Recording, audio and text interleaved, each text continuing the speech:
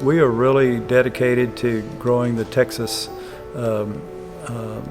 winery industry, and we want to really take it to the next level.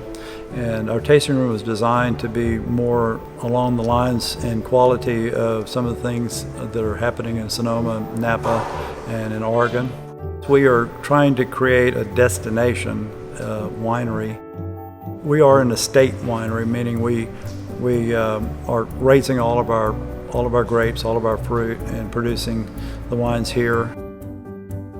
I wanted to design a building that allowed light to flood in, and I wanted light in bright spaces. All the walls are white, not sheetrock, it's all wood.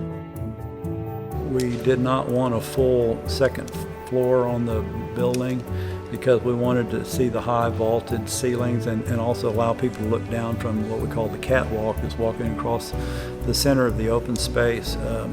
But it's all based on the experience of the consumer. We were trying to create a space that would be unique and enhance the quality of the visit for our guests. We weren't so much interested in building something we could cram as many people as possible in. We would rather have a little less business, but have a much higher elevated experience for the ones that did come.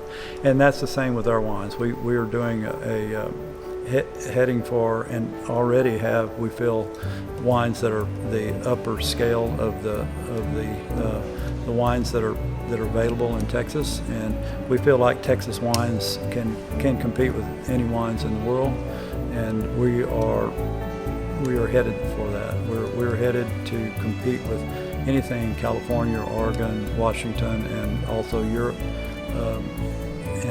Texas will be making a giant showing in the next few years in the international wine scene.